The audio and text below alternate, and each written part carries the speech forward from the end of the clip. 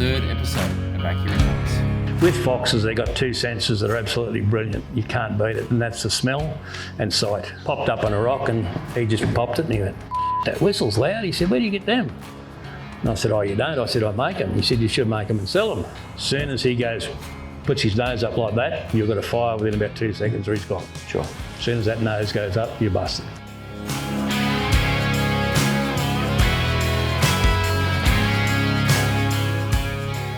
Welcome back to another episode of Accurate Hunts, A Life Outdoors. I'm here with Ron Kiehne. He's already upped me a few times for saying his last name wrong, so he's keener than I am in the fox whistling side of things. So thanks for coming on and Thank you very much. Welcome. You've invited me here to your lovely shed up here in Glen Innes. It's a beautiful part of the world. It is. How long have you been up this way? Very similar to where you come from. Yeah, down in the Southern Highlands? Yeah. Yeah, how long have you lived up this way? Born and raised in the Dundee Deepwater area, which is only like 40 k's. Get fit still. Only 40 k's north of here. So yeah, born and raised in this area, only 40 k's north. Grew up with all my uncles and their friends, fox whistling, shooting roos of weekends.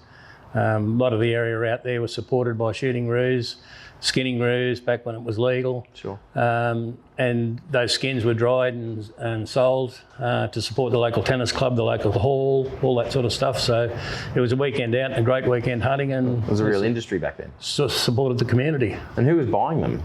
I'm not sure who they sold it to. One of my great uncles sort of used to handle it all, and all the sales and everything. We just take them home and peg them out in the lawn and dry them, and at the end of the year we'd have 1,000, 1,500 roo skins to sell off. And yeah. What sort of money, do you remember? I don't remember. I was pretty young back then. It was back in the 60s I'm talking about. So yeah. And what about the fox trade? Did the skin trade take off up here? Fox trade was great, yeah, back in the 70s. I sort of got into it a bit, not like some of the blokes around here. When things were tough on the farms, they just, full-time fox shooting. Not so much me. I had a few other hobbies, but I loved the fox shooting. I only had one real rifle, which is a 22 250, which wasn't very favourable for shooting foxes. It made a bit of a mess of them. A little bit too big a hole? Yeah, we used to try and download it and play around with it, but I actually downloaded it that far that I got the projectiles to start to tumble. We were shooting targets one day and a projectile went through sideways. Had a long line. Yeah, it was a lot of fun, but yeah, back in the 70s, our best night, like for around here, we don't shoot big numbers of foxes, but I think we shot, from memory, 17 in one night, and they averaged about 45 a skin, so it was big money back then. That's more than week wages. Oh yeah, no, it was good money. And hard to skin, or like what was the process? So shoot and then take home, or? Yeah, we'd generally weight lower just about cold. I didn't like skinning cold ones, so shoot 4 or 5 and then skin them. And was that easier than real warm? Oh yeah, no, real warm's good, but yeah. If you get onto a patch where there's a few foxes, you don't want to be skinning while you can be shooting. So. Yeah. And how did you rip them off? Was it pulling off like a jumper type? Or no. Tube skin or flat skin is more what I was asking. No, flat skin. Yeah. No, that was the only way I knew. So, yeah, just cut them out. I could do one in about 4.5 minutes. You got the tails down pat? Because I know that's a bit of a thing people struggle with. Yeah. There's a couple of fingers or 2 little sticks. 2 sticks. You can rip them off. Yeah, it's one. There's a couple of gadgets out now you can get. Yeah. It's sort of a bit like, I liken them to when kids learn how to use chopsticks. They've got the elastic band on one side and you can just close the other side and pull. Yeah. We did a roo tail yesterday actually with an American lady, and she was very nervous, and I said, just pull. Yeah. She said, I've never been able to pull an animal's tail off. Yeah, right. It just skins. Yeah. Because it's, we're talking large roo, but it doesn't happen with foxes. Quite often breaks, doesn't it, if you pull wrong. Yeah. So then you got the skin home. What did you we just lay them out in the back lawn, and we used to use pieces of number 8 wire about that long and just peg them out on the lawn because there was never enough shed space. Just air dried. Yeah, there was never enough shed space on the walls or whatever. You'd always have them on the gratings in the shearing shed or on a wall somewhere, but you'd run out of space inevitably before they'd all dry, so you'd be pegging them out in the lawn and hope for no rain. Yeah. Was there money in rabbit skins still then? I never really shot rabbits as skins. Dad and his relations did, but no, it wasn't a thing when I was a kid. It was more meat. Right. So we were getting 4 shillings a pair for rabbits back when I was shooting and trapping. Money was tough when I was young, and I remember Mum and Dad saying to me, if you want anything, you got to earn it. So I used to borrow Dad's traps and go and set some traps and sell some rabbits, and Dad would always be trapping. So, eventually after enough trapping, I eventually bought myself a repeater Lithgow 22 open iron sight. That was the first rifle I ever bought, and I loved it. And from then on, it was no looking back. It was shooting and trapping forever. How does the trapping work? Obviously, we've got some here behind us. Yeah, they're just old ones. They're not allowed to be used anymore. But These ones you picked up or personal use or both? No, just picked up over the years. Most of them are branded traps, more valuable traps. Yeah, but I used hundreds. And back, Dad and I used to set out probably 100, 150 traps a night and shift them every 3 or 4 nights. These style back when they were legal?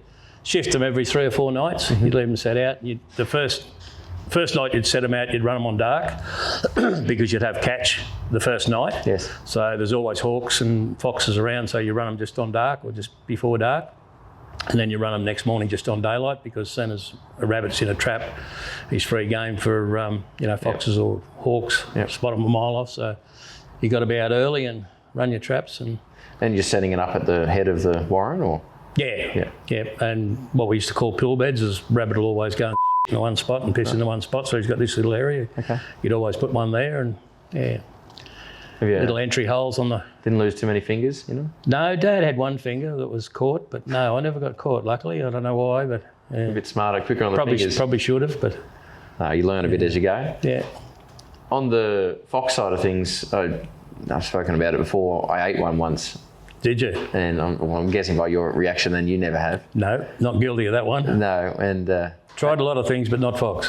What's the issue? Why not? Just the smell? I don't know. I just never have. Protein's protein, and I didn't like it at the time, but I think it was more to do with my poor handling of it. I just literally we scun it. I still had the smell on my hands. Cut the meat off, cooked it, ate it. It was all the same. But the smell on your hands would be enough to turn you off. It was just to prove a point that we could, I think. Yeah. And I actually learned a lot in the last couple of days with a lady that specialises in that sort of thing about how non-dangerous meat is. And we all talk about rotting and time frames and things, and she's like, it doesn't matter. Aging. It's just, Aging the smell is just bacteria producing a gas, and cook it. Well, my deer legs, when I go out and get a deer, I put the back straps in my beer fridge. I just wrap them in a bit of calico or something like that, and only leave them there for a couple of days, and then they're first to be eaten. Yes. But the actual legs, I leave the skin on the deer leg, and I put it in the beer fridge, and it'll stay there for months or 6 weeks. Yep. Just in the beer fridge. And when you pull it out, where you've cut it off the body, it'll be black. Yep. Have a bit of bad stuff on it, or the good stuff. Quick trim. Just shave that off, skin it, and when you skin it underneath, the skin's just like the day you shot it. And then I just segregate all the muscles out, cut them up, and just put them in the freezer or glad bag. And so I noticed on the wall here, there's a fair few fallow heads around. That's your local species of chasing? Yeah, there's a few reds around, but not many. They're pretty light on. And obviously you got a fair few antlers around, but are you chasing meat or? Yeah, I chase both. Bit of both, whatever's around. I don't really chase them, but around the rut, I'll go out a fair bit, mainly to take people out. I take Lenny out or grandkids or whatever, because they get excited when they hear them roar and carrying on. And it's all good fun. And I generally shoot. I used to shoot 4 or 5 a year, but last year I shot one. The year before I shot one. Don't shoot many anymore. Shoot a couple of days for meat. Chuck them in the freezer. I don't know if you can hear the noise in the background. We had a bit of a storm last night. We're actually going to head out this morning and try and whistle up some foxes, but we got 20 mil of rain overnight, so it's still raining this morning, but a bit of wind whipping the side of the shed. So if you can hear it, that's what that is. But we were going to head out this morning and chase some foxes. The joys of growing up in a local area, you've got a little bit of access. It's not something I grew up with. I do have one really good local access to where I live, but it's something I earned later in life. I'm going to say I'm nearly jealous, or it is nice to meet someone who's got local access from growing up around the area. Are these properties you've been shooting? I know so many people around over the years, and different organisations and businesses I've been involved in. You sort of get to know all the locals, and it's been good. Do you think, what's the general agriculture around here? Are they mainly farming?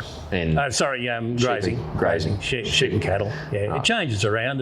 There's quite a bit with the feedlot now. There's quite a bit of grain growing for silage, like corn, because the local feedlot here at Ranges Valley, they're running, I think, close to 40,000 now. So it's a big lot setup. Of feed. Yeah, and a lot if of they can silage. Get it locally, it's a better thing. So with the grazing and the sheep and things like that, the farmers are probably a little bit appreciative of someone who can shoot foxes. Yeah, mainly the graziers with the sheep. Yeah, when the sheep were worth big money, they dropped off a bit now, but when they were really good money a couple of years ago, the old phone was ringing all the time. I've got a problem fox out here, can you come out and see if you can get him? When they say I've got a problem fox, do you quite often find it's multiple, but they just think it's one? Or is it one that gets a bit tricky? With chooks, it's generally multiple foxes. But if you get one I had one out near Deepwater, a bloke here that was a chef, and he rang me and he said, I've got a problem fox out here. He said, I don't know. He said, what it is. He said, I'm sure it's not a dog, but he said, we're getting big marked lambs bitten around the neck and whatever. Right. And I said, I'll come out and have a look. And I whistled 2 places and didn't have any luck. And the 3rd place I went, which I thought looked good, I thought I had a whistle on this little creek and this big dog fox come down. He was out of the hill and he just come like a freight train. And he was the leanest dog you've ever seen, but big. Right. And got him, and he arrived next week with a carton of beer. He said, no more problems. So he was very happy. Mission accomplished. Yeah. You just said then you went for a whistle and it looked like a good spot. Can you explain why you'd pick one spot to whistle a fox over another? Foxes. Sorry. Yeah. Foxes basically are a creature of habit. They'll travel certain paths at night time or when they're feeding. They love watered areas because frogs, skinks, all that sort of stuff that are easy prey. Little birds that nest in the reeds and blackberries along the banks of the river. They'll clean up a nest real quick, or young birds. Frogs, they love frogs. You'll see them chasing mice along the water, edges of the water, things like that. Yeah, they love water. So you get creek, it's got blackberries, reeds, all that sort of thing. Then once you move away from the watered areas, blackberry bushes, they love blackberry bushes. For shelter and rabbits as well, prey. Yeah. In winter time, they'll just lay out in the open country. If you've got grass sort of, 1 metre high, foxes will just lay in the grass and in the sun. And you'll often be out in an open paddock and you can give a whistle, and next thing you'll see one come bolting in. Yeah. And often you don't even know they're there, but I know what magpies will do and I know what little minor birds do. I can be sitting here and I can whistle, and all of a sudden I know there's a fox coming from out there because the minor birds are going off, and I know exactly the call that they make when there's either a fox or a cat coming. So they're alerting their friends that there's... Yeah.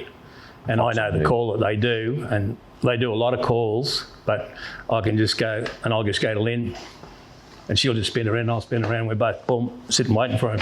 And you can't even see them, but they're coming. And you mentioned Lynn, she's your wife and head cameraman? Yeah. Camerawoman. She's caught some pretty cool footage over the years. She has, yeah. And for somebody who's never done it before, she picked it up really quick. She does a great job. Does she interested in blowing the whistle too, or is that a... Yeah, it's just hard. It's she has trouble holding. She hasn't done a lot of shooting. She's a terrific shot, but hasn't done a lot of shooting because I'm always the one that's sitting at the front, and we're always chasing good footage. So basically, and I'm the one we're sort of trying to promote and get out there. So she gets stuck behind the camera, which she loves because she hates getting in front of the camera. Yeah.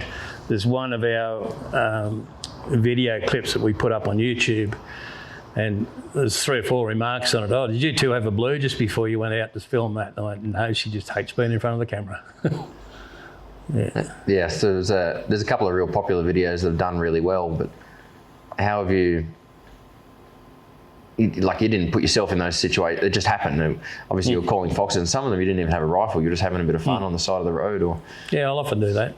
You just get bored some of the good footage I've got has been, I've just been driving along the side of the road and I'm thinking, geez, that gully looks nice, and cameras are in the back, let's go back and have a whistle. Yeah. And that's how they come about.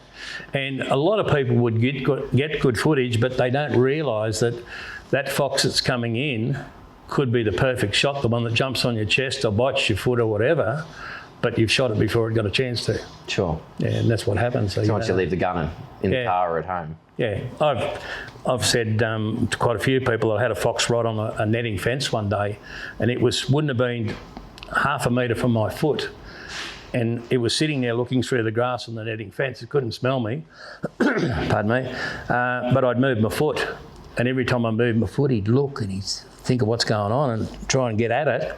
And when he'd do that, I just looked down the post and say, "What are you looking at?" And he'd look up and and then I'd wiggle my foot. Well, he was there for like 10 minutes going backwards and forwards between those two things and had no idea what it was. Yeah, just good wind. Yeah, you just got to have a good wind. With foxes, they've got two senses that are absolutely brilliant. You can't beat it, and that's the smell and sight. And their hearing. A lot of people don't realise that a fox can rotate both ears 360 degrees.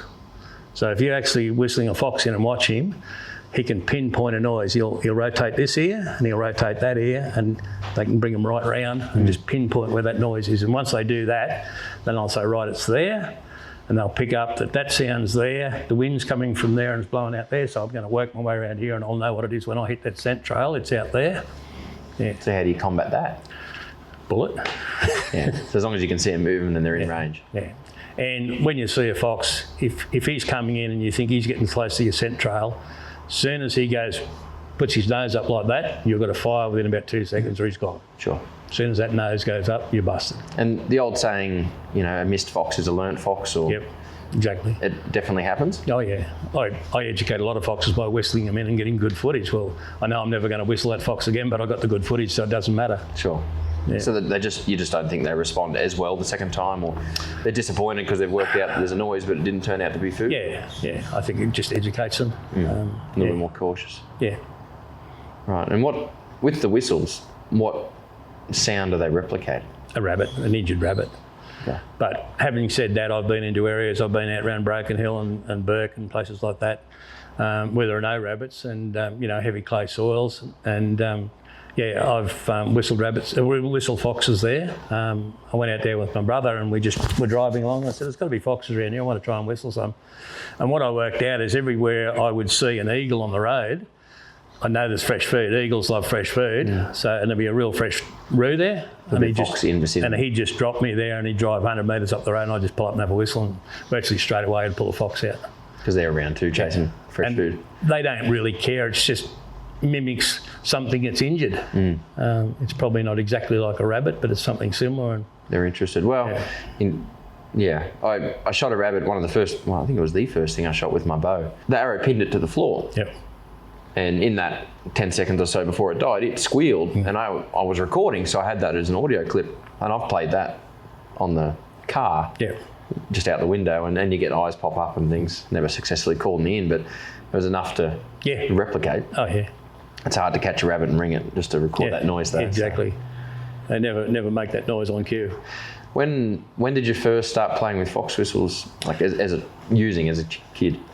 Well, the first fox I ever whistled in, I think from memory I was about 7. It was not long after I bought my first 22, the old Lithgow, and I remember where I shot it and everything else. It was out on our property near Ranges Valley, just outside of Deepwater. And I remember that was the first one, but my great uncle, Gilbert Knipe, him and Dad were great mates. They used to fish together and shoot together all the time, and had occasional drink, and as blokes did back in those days. And when he was a bit of a kid, he was telling me that they lived up the top end of Dundee, and he could hear all these shots being fired with a shotgun. And he said to his father this day, what are they shooting? And he said, he's fox whistling. It's I think it was his elder cousin was shooting next door with a fox whistle. And he said, what's a fox whistle? Anyway, that night he came over and had tea with them, and he was showing them what it was, and it was just a folded up bit of old tobacco tin with a hole punched in it. And that was back in the 1920s. And that's how long it's been. My great uncle was born back in, Dad was born in 26, and I think Gilbert was about 10 years older, so mid-teens he would have been born, I guess. And so that's how long it's been in our family. Have you done any research as to where it actually came from? I think from what I can gather, I sent some whistles back to England, and they were very keen on promoting it through Field Sports Britain. Did you tell them you were keener? No, I sent them over and they were very keen to sell them, and and we sent 50 over, and the reply was we got back that the best fox whistle came out of England straight after. Yeah, so they just copied it and sent it back. That's annoying. Yeah, so compliment, I guess. Yeah. Yes, but by what I can gather, they'd never seen anything like it before. But I think it's very similar to a shepherd's whistle, which they used to use. I guess any of the old shepherds that couldn't whistle, they had a bit of a whistle to call their dogs. And one day, I guess, a fox reacted to it and went, "Oh, okay, this might work." So, I'd say being the old Germans, they've, built something that worked. And do they use one in Babe? No, whistling the... I don't know. So they call left and right using whistles, is that when they're using... Could do, yeah. As we do with our sheepdog now. Yeah. Yeah, so one of my great uncle's whistles is still here. When he passed away, I still had this one here because I borrowed it off him one day and he had a few laying around. And that's very crude, as you can see how they're made. That one's just out of a bit of colour, old colorbond, zinc-and-nail. Right, so just a folded bit of tin. Yeah. And what's the dynamic of it? The wind is passing over and wind goes through the bottom hole, so the tip of your tongue's got to be on that back edge, like that. And you don't have to do anything else. The wind automatically, once you get it in the right place, the wind goes up through the bottom hole out the top. But you don't have to direct it through. So, yeah, that was one of his whistles, and this is what our original whistles used to sound like. Oh, got the wrong way up. The reason I did that, mine are all got the longer bottom lip. His has got the longer lip on the top. So that's what they sounded like. And you're wobbling it side to side? Yeah, well, when you're blowing a whistle, I'll just give you a bit of that. They're going everywhere. Don't know what that one was. But anyway. Just turn that way a little bit. Yeah, just side on is better to show. So with the whistle, 2 fingers in each side of the lanyard where the knot is, 2 fingers inside, thumb underneath behind it where the lanyard enters. So what that does is the noise actually goes out between your 2 fingers like that, out in that direction. It tends to draw the noise away from your ears a bit. So when you're blowing it, you'll blow, first of all, tip of your tongue on the back of it, like so. That just directs the air up through the bottom. So you don't have to try and direct it, but it automatically happens. Now, what I've said to a lot of people, I'll blow raspberries, I'll go, and they'll slobber and spit and carry on. It's because you got your mouth too loose and not tense enough. So what I've said to people, try and do it as if you're going to whistle, so you'll blow.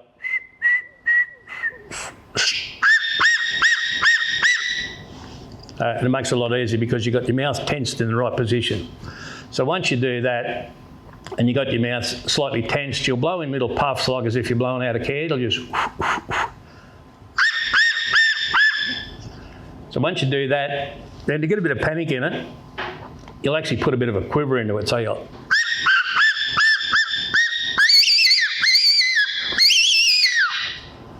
It gives you a bit of an idea what you can do with it. That's how you get the noise. Right, and different sizes, slightly different pitch. Well, this particular whistle, my original whistle and my great uncle Gilbert's, this is an old one I used to use back in the 60s. Dad had one that was made out of a bit of brass. It had an old claws foot bath plug chain. And they all had this straight shrill. It never had any raspiness to it. They sounded like this. So back in the 70s, the night, I don't think it was the night we shot the 17, but I had a really good night. We never put any value on fox whistles. We basically threw them in the back of the yurt or in the glove box or somewhere, and then next time we went out, we thought, what do we do with that? We'll go and make another one. So there was a continual procession of fox whistles going through. Anyway, this particular night we were going out, and I said to my uncle, I said, you got any fox whistles? He went, no, I got none. I can't find mine. What do we do? I said, I'll go and quickly make one. So into the shed, snipped one out, and came out, and it was real raspy. It had this funny note, and I hadn't pruned it up or tidied it up with a file or anything, and it just had this, I called it old croaky. Anyway, we went out this night, and I whistled up heaps of foxes. They just really showed interest.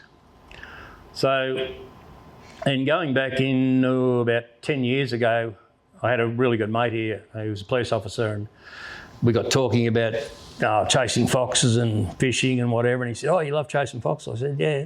And he said, we must go out sometime. I said, yeah, righto. So we did, we arranged a time, and because we were going out to one of his properties, I just let him take the lead, and he did his own thing, and I just took my old whistle, and anyway, he whistled up 3 or 4 foxes, and then we got to this real open area, and there was a big hill right out in the background, probably half a kilometre away. There was a few blackberries down the bottom, and he had a whistle and nothing, and I said, do you mind if I have a whistle? And he went, no. So I pulled out my old girl and let rip, and within about 3 or 4 blasts, this fox come down the hill about a million mile an hour and popped up on a rock, and he just popped it, and he went, that whistle's loud. He said, where do you get them? And I said, oh, you don't? I said, I make them. He said, you should make them and sell them. I said, oh, okay. So that was how it started. Oh. So then it had to go from jam tins to the Silva Fox. So I thought, how can you sell that? You know, there's already the Tenterfield out there, there's a button whistle. I need something different, better. Before we get into the Silva Fox, so you say Tenterfield, that's a style? That's a style, yeah. Which is the folded with a hole through. Yeah. It was just called the Tenterfield. It was from this area. So John Cooper up in Tenterfield used to make them. Yep. He's probably similar age to my dad. Every man his dog around here when I was young. Just made one in the shed. Made one in the shed, yeah. So they're not from this particular area. You'll talk to people from Cadobelin or wherever, and they, oh yeah, I remember Granddad used to make them. So they were everywhere. Mm-hmm. But then it became a dying art. So just not many people did fox whistling anymore. And when my mate said, oh, I should make them, and I started putting my thinking cap on, I thought, you know, for all it's worth, you know, it probably won't work. And then I started thinking, I thought, oh, well, I'll give it a try. So I thought, well, I need to make it out of something good. So I looked at stainless steel, and it's so hard to work with to get the right note and the pitch and be able to bend it, and it's flexible and it doesn't crack, and, you know, there's a lot of things involved. Pardon me. And then I had 12 months where I went back to my memory, or my memory went back to where this whistle back in the 60s, where the old one I called Old Croaky, and I thought, I wonder if I could get that original shrill of our original whistles and mix it with that. Yeah. So I don't know how many whistles I made and threw away. And I even made one with 2 holes in it. So I had 2 holes side by side, and one was the shrill and one was the raspiness, and it worked. But I thought, no, I couldn't get it repetitively enough to get the same. Sure. And when you make one whistle, you've got to make all the others sound the same. So it just went on and on and on. So I had 12-month period where I went out every week for 12 months period. And in that 12-month period, I whistled up 360 foxes. In a 12-month period, there wasn't a week in that year that I didn't whistle up a fox. But mind you, in that week, I might have went out 3 days and whistled 3 different properties. So, you know, it was a lot of hard work, but that was the testing. That was all the testing. And in that period, that's where I come up with the Silva Fox Whistle, and I got the note right. And without giving too much away on the little not discrepancies, but differences in it, what makes it raspy? Is it? Yeah. Well, I could tell you, but then I'd have to kill you. Right. So you'll hear it's got 2 distinct notes when you listen to it. It's got the shrill, which goes long distance. How far are we talking? Oh, well. But it's hard to tell, because by the time you see them. No, it's not. I've been out here where we're going this afternoon. I've been on a property where I know I'm at least 2 kilometres from the house, still afternoon in winter, and I've whistled, and as soon as I've whistled, the dogs have barked up at the house. Wow. So I know it goes 2 kilometres. Yeah. How long does it take a fox that's interested to come 2 kilometres? Oh, I don't know. I wouldn't know that I've whistled one that far. I would say I've whistled foxes from 1 kilometre away, but I wouldn't say 2 kilometres. You know, you don't know, because you sit there for 5 minutes, and some foxes just come in flat out, and others will come in, wander, pee, wander in, and they're just lackadaisical. They just do what they want to do, but others will just bolt. And if I get a fox that, if I'm sitting out in the open and I get a fox coming in, I don't want him to spot me. Mm-hmm. So every time he slows down to think about having a sniff around or whatever, as soon as he slows down and goes to sniff the ground, I'll hit the whistle again, and he's on the move again. So I don't give him time to look around. Whereas if I'm in, you know, tight stuff and I want him to come in slow, then and get a lot of footage, I'll change my method of whistling. Right. So yeah, pardon me. 2 notes. Going back to the 2 notes.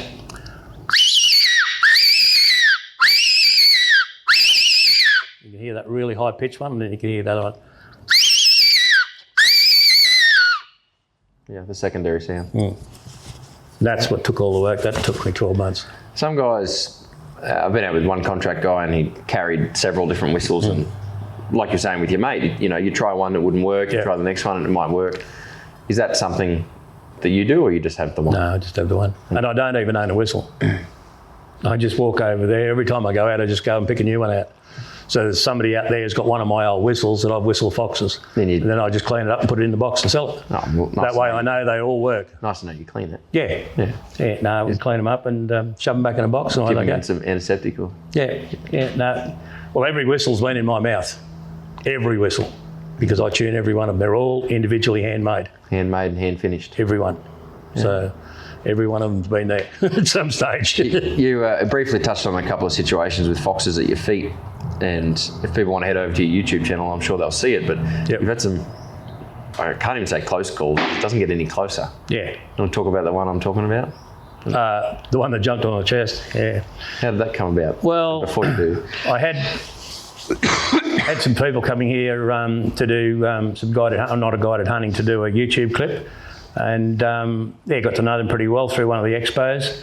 And I said to my son, we really should go out and just see, because foxes respond different ways at different times of year, and I've never been able to predict it. I can't say, look, I'm going to go out today and I'm going to whistle foxes, because sometimes they just switch off and they will not. Obviously, when they're mating, I think they've got other things on their brain and they just say, no, we're not coming. There's only one thing on my mind, and I think it's like a fallow deer in the rut. All they want to do is, they don't want to eat. So that's why at the end of the rut you see them, they're all hollowed up and they haven't eaten. And all they're in is a recovery mode. And I think foxes are pretty well the same. So I generally, July, I don't do much at all. June's always pretty good. But anyway, this particular time these people were coming, I said to my son, well, we better just tuck out and see if anything's whistling or whatever. So we just ducked out to one of the local reserves here, one of the LPP boards, and just ducked in off the road, and I said, we'll have a whistle here, and we whistled up a fox straight away, and I said, we'll go back down near this gully down a bit further. Anyway, I'm whistling away, and there's one come out to my left. I could see him coming flat out, but there was an electric fence with electric wires on the bottom to stop roos going backwards and forwards through it, and he just came to that and stopped. Anyway, while I'm watching him, and you'll actually hear this on my video, we use a little thing. What we do is, if I want to notify Lynn or whoever's on the camera that there's fox coming, I'll just go. So if you ever hear that, that's a notification that, look at me. Forget what you're looking at, there's something elsewhere. So I'm looking here, all of a sudden I've gone to Brock, and he spun around. Luckily he did. There's a fox coming from out here pretty quick, so I thought, oh yeah. Anyway, come along the track. There's a bit of a track coming along, and he sort of slowed down a little bit, and then I thought, I'll give him another whistle, see how close he'll come. Well, when I hit that second last whistle, he just put in full mode, flat out, straight at me. I thought, this could be interesting. I'm thinking to myself, and I'm still watching through the camera. I'm not thinking about what's going to happen.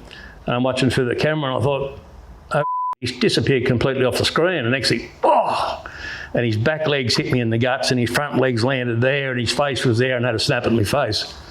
But he actually winded me. He just knocked the wind out of me. He hit that hard. Wow. Yeah.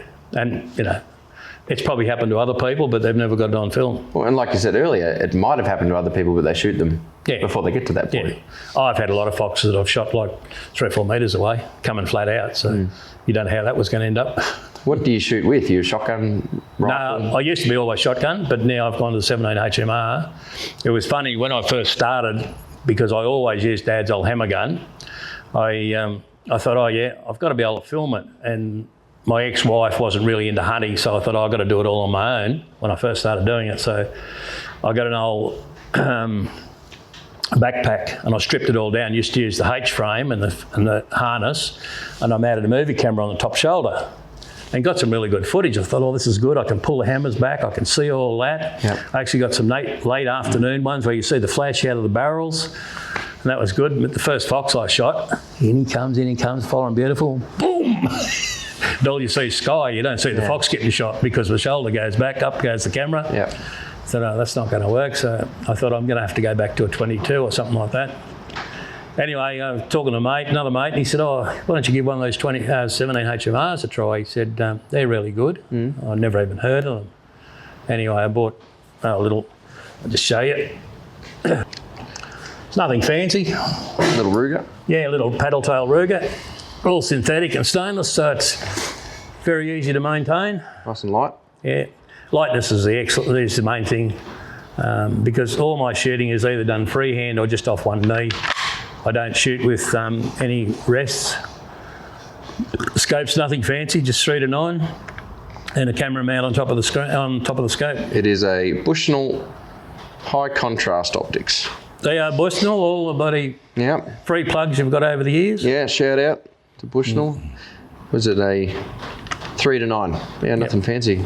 With some custom made mounts on top, by the look of that. Yeah, they're just other mounts turned upside down. That's the mount of the camera. Yeah, very clever.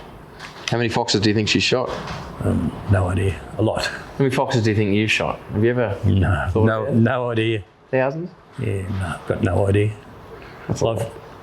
In the last 10 years, we've sold over 14,000 whistles. Jeez. So you've facilitated the shooting of a lot of other foxes too. Yeah. Saved a lot of native wildlife and feral cats. Have you ever gutted one to see what was in it? No, I haven't. I posted one the other day that somebody had done. Yeah. All the bits inside. Yeah, skinks and bloody birds. And I'll just put this back. You touched on cats. You've had a bit of luck on whistling cats as well? yeah, cats love them. Yeah, they'll come. Cats are so sneaky though, like a fox. Birds will give a cat away too, but a cat, you don't know where they're coming from until they're nearly on top of you. They'll just, any little bit of grass, they'll follow around through it. They're just so sneaky. One of the videos you showed me this morning, that was the cat. The cat and the fox coming together, yeah. The cat and the fox. Well, the cat was coming first, and the fox come up out of a big heap of logs, and then he come in behind the cat. It nearly looked like he was trying to get the cat. Do you think a fox would go a cat? Yes, a small cat, because I've lost one. Okay. My ex-wife had a Tonkinese and Lost it to a fox. Yeah, matey one night left the back door open, and I said, the cat will be back in a minute, it'll be right, because it was never allowed outside. I hate cats outside at night time. So anyway, it dived out, and we've got foxes here and feral cats. And anyway, about 10 minutes later, there was a hell of a commotion. My dogs went off, and they were out and raced up the driveway and made this commotion, and no more cat. So I know where it went. Yeah, right, fox got it. Yeah. But in this video, that, like you said, the cat was coming in first. Yeah. The fox followed it up. Yeah. And then they had a bit of a, yeah, not an altercation, they but were standoff. They were doing the side walking. Yeah, I've had that a couple of times happen. Well, with fox and cat, yeah. Okay. Yeah. And that was the first one you got on film. Yeah. Yeah. And then the cat bailed off, and he just left. He got, no, I've had enough. The fox kept coming in. Yeah, that was cool. Yeah, no, it looked good.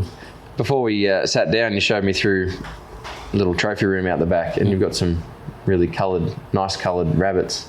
Yep. And you mentioned a particular shooting method for rabbits that I'd never heard of, on purpose, where you actually miss them. Oh yeah, Explain that and how it works and where that comes from. Back when Dad and I were shooting. Because it sounds like an excuse. Yeah, no.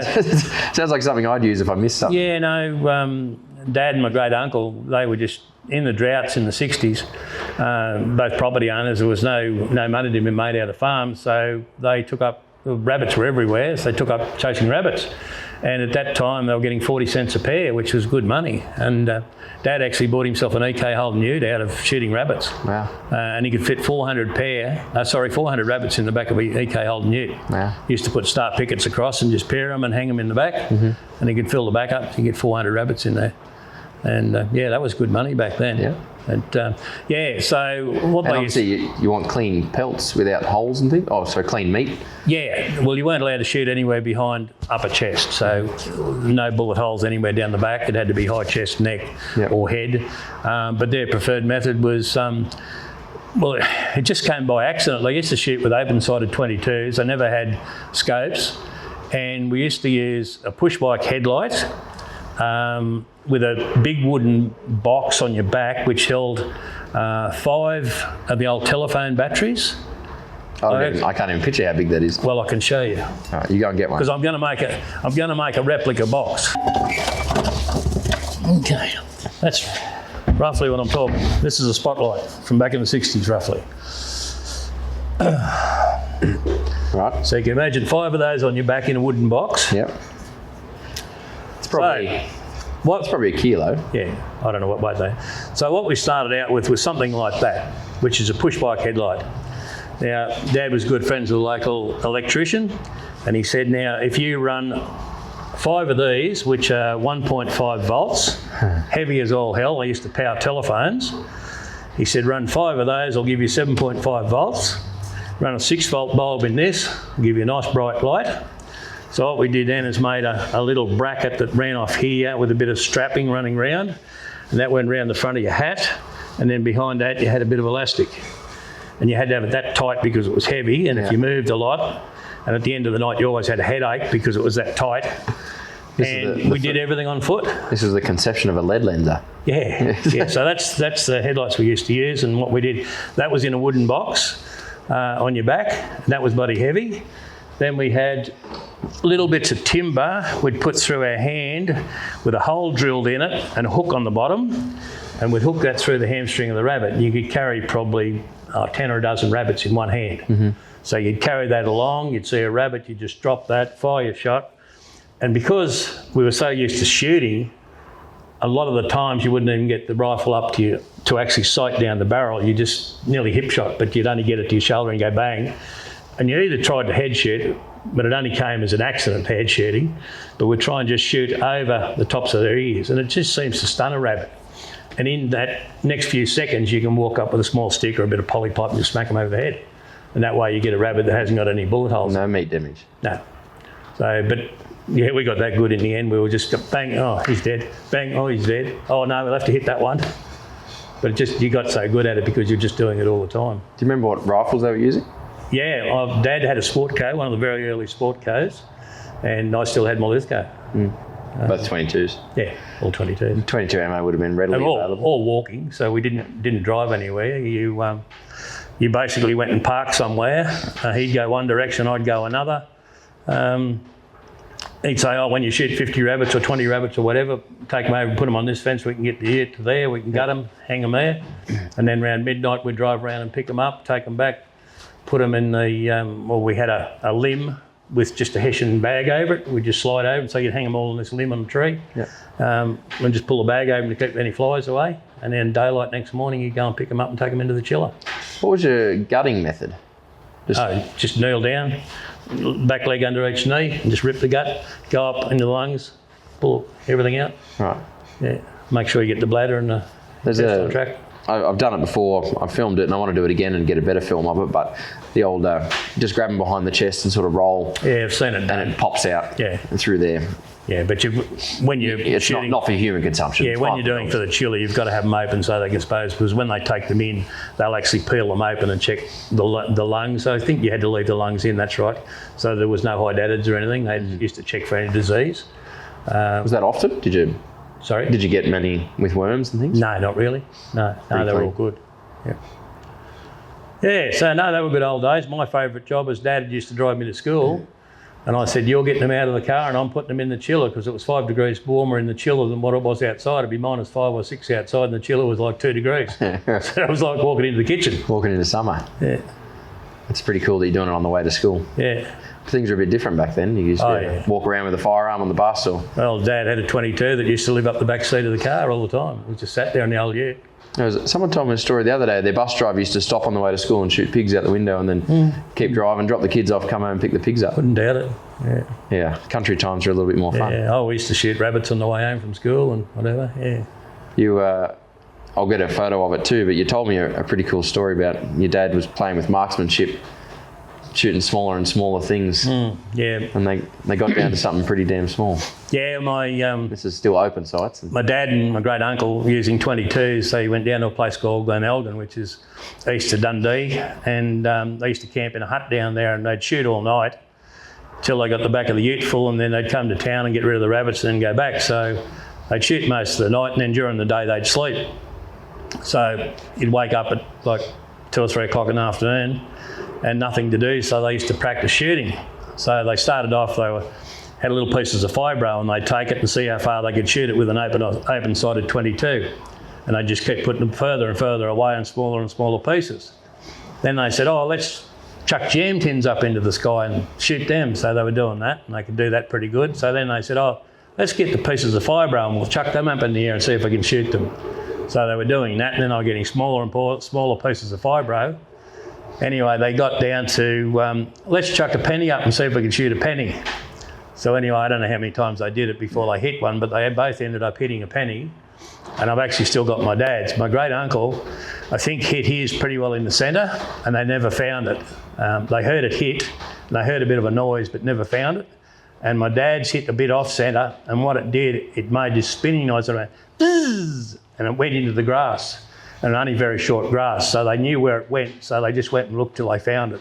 It's crazy. I've actually still got it. Yeah, I saw it up there. You got a pretty cool little cabinet with some memorabilia in it. Yeah. I spotted it, and yes, I thought it was. And we're talking, what are they, 25 mil or so? Yeah, not very big. A penny.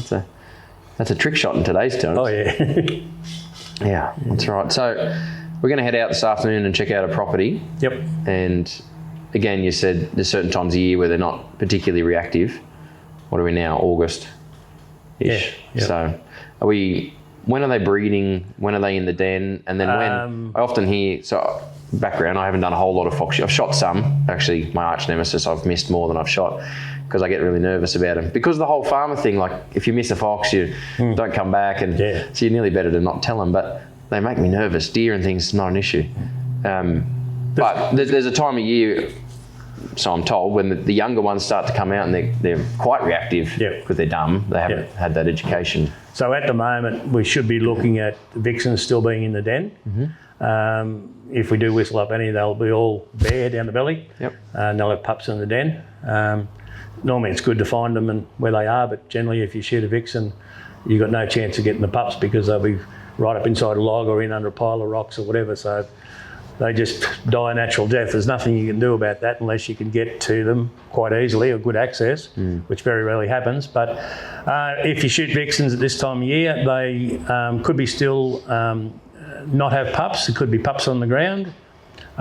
Generally in September, you'll start shooting vixens that have got pups on them. So you'll see that they've got udder. And as far as, whistling in pups, generally January. Right. Is when they're around and stupid. A little bit easier. January, February. Yeah, and I saw you've got a pile of fox skins in there.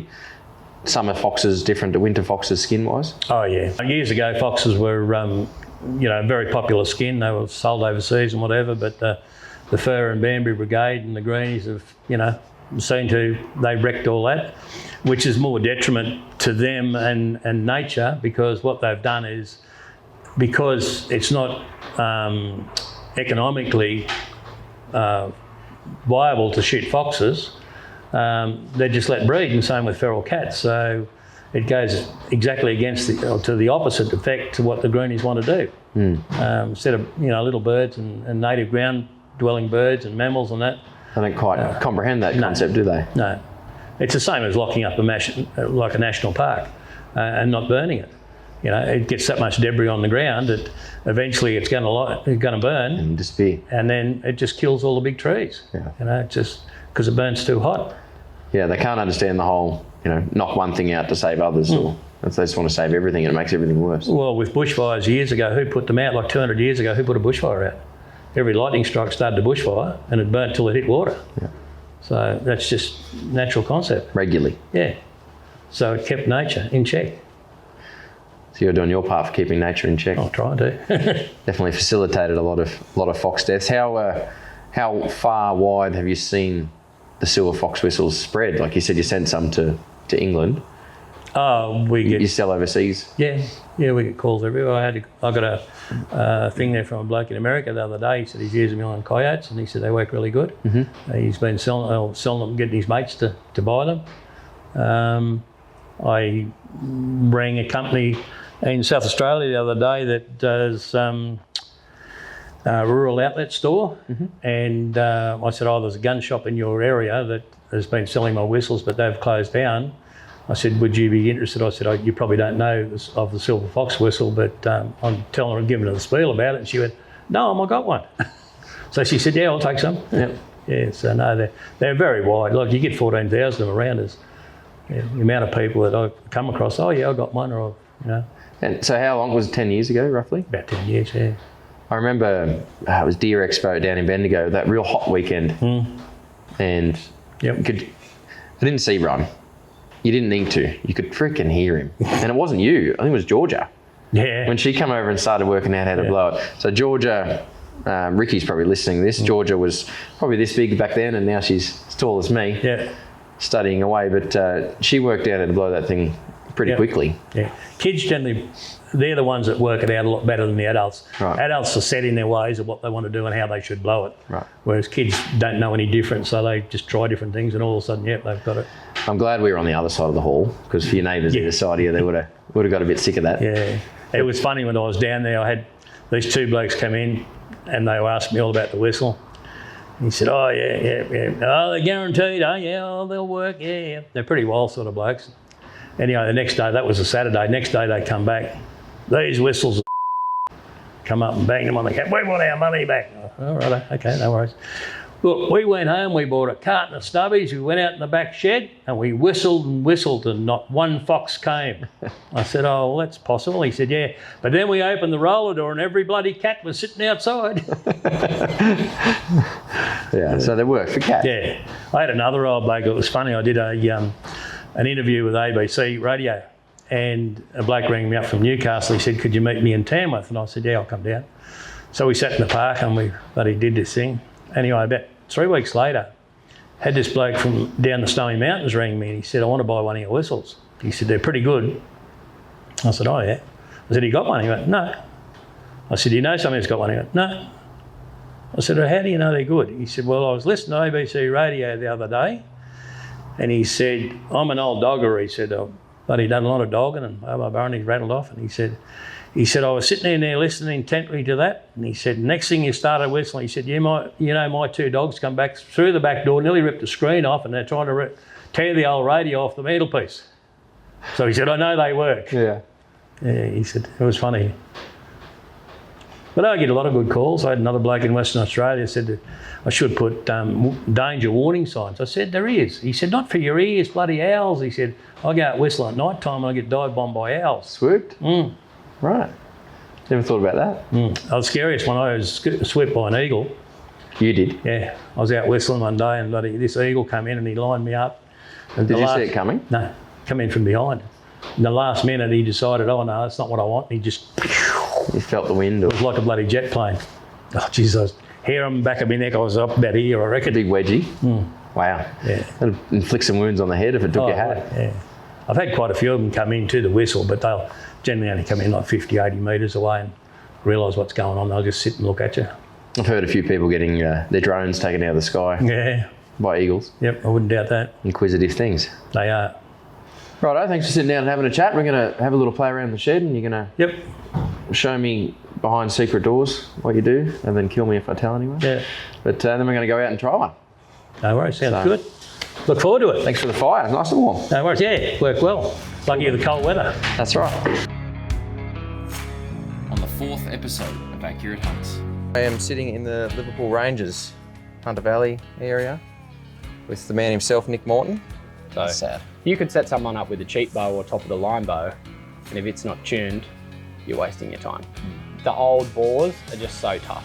Like you can't hit them through one lung in the back of the liver and expect them to run 150 and pull up and lay under a tree and then come and finish them off. They're just going to keep going. Like you're not going to recover those animals unless you hit them perfectly.